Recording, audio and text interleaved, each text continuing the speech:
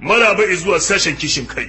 Sunan babinmu na yau, ramin ƙarya. Kuma ya kunshi labari ne akan wasu yara samari 'yan makaranta su 4, waɗanda dole ya kasance washe garin wannan ranar suna da jarabawa da za su rubuta a makaranta. Hakan bai hana su yin dare a waje ba. Su ne shagali, su ne nishadi, su ne wasa, su ne guje-guje, su ne tsalle-tsalle, su ne ihwe-ihwe, su ne gidan rawa da wajajen hira da 'yan mata. Tabbas, sun ji daɗi, sun hole.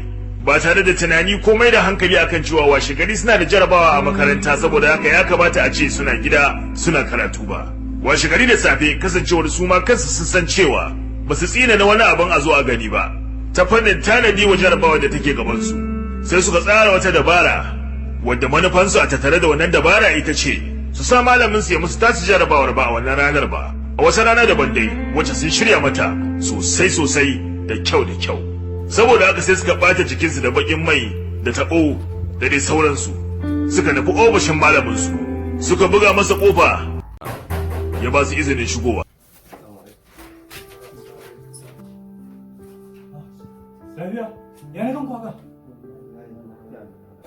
Lafiya lau malam. Allah jiya mun je ɗaurin aure ne malam Kaduna, mun yi tunanin ajiya mu je mu dawo, kuma haka bai samu ta matsala da taya mu ta fashi.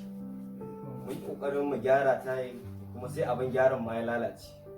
To hakan ya samu dole jiya muka samu wani mai kwana da safe muka yi kokarin sako mu fito don mu zo gashi yau muna da jarabawa. Shi muka zo akwai wani taimako da zaka iya mana a taimaka mana malam. Allah sarki kun sha wahala. Malamin ya yi jim kaɗan yana tunani sai ya ɗago kai ya ce musu,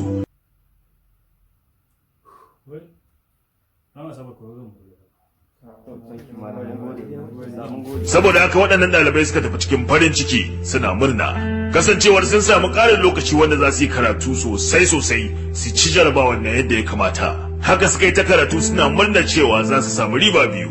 Sun je sun shagale ba su yi jarabawa ba a ranar jarabawa, an sa musu ranar jarabawa su ta musamman kuma za su zo su lashe ta. Ranar Asabar a daidai lokacin da malami ya ba su suka zo ofishinsa ya ce musu ga wajaje nan ku zauna. Bayan sun zauna ya zo ya rarraba musu takardun jarabawa, sai kuma ya raba su da juna, ya sanya kowanne a ɗaki daban.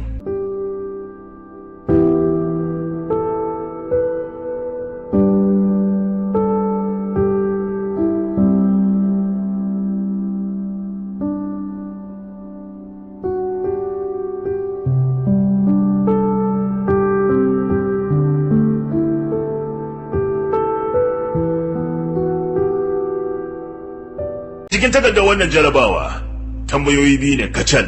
Tambaya ta farko ita ce suna, kuma idan an amsa ta ana da maki 1. Tambaya ta biyu kuma ita ce shin a wannan mota wace taya ce ta fashe. Ita kuma wannan tambaya tana da maki 99. Kowane daga cikinsu da ya ga wannan tambaya sai hankalinsa ya tashi, idanunsa suka zazzaro, jiki kuma ya yi sanyi. To kun ga anan malamin su ya jaraba su ne akan gaskiyarsu wacce ba su da ita, tunda tabbas babu yadda za a ce duka su 4 sun faɗa amsa iri ɗaya, kasancewar ba su san tambayar da za a musu ba kenan, balantana a ce sun yanke tsakanin su ga abin da za su rubuta. Saboda haka suna ji suna gani, haka suka zo ba su ci jarabawar ba, domin dama tun farko ba su cancanci su ci jarabawar ba, kasancewar ba su shirya mata ba su muhimmantar da ita ba, wasa da sharholiya suka muhimmantar. Saboda haka sun ji daɗi, wannan shine sakamakonsu. Amma cin jarabawa ba sakamakonsu ba ne, kasancewar ba su sha wahala ba su dage ba su yi tanadi wa hakan ba. Wannan na waɗanda suka hana idanunsu bacci ne, suka dage suka jajirce, kuma da a ce da gaske da sun yi wannan tafiya ita ta sa ba su samu rubuta jarabawar ba, to da dai gaskiyarsu ta wanke su a cikin wannan jarabawar da ya rubuta musu.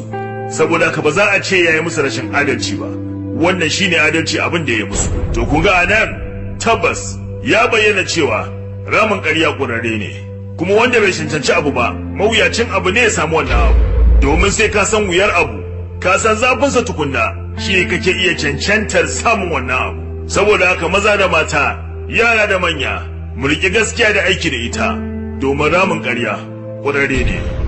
Ƙarshen wannan babin sashin kishin kai kenan mai suna ramin ƙarya. Na gode.